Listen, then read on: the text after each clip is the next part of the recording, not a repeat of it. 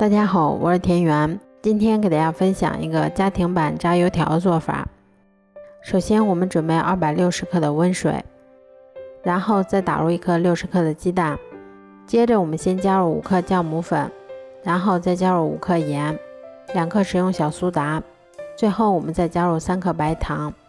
然后用打蛋器先把它们充分搅拌均匀。搅匀后，我们再少量多次的加入大约500克的普通面粉，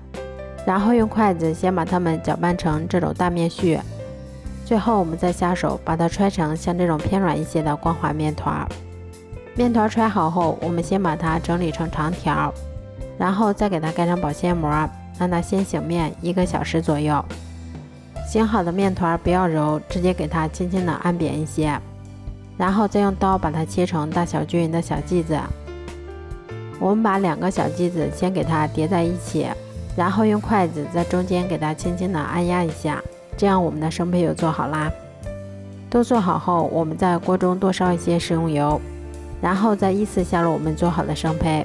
全程用中大火炸，中间给它们勤翻弄一下，确保受热均匀。最后一直炸至表面金黄酥脆后就可以出锅啦。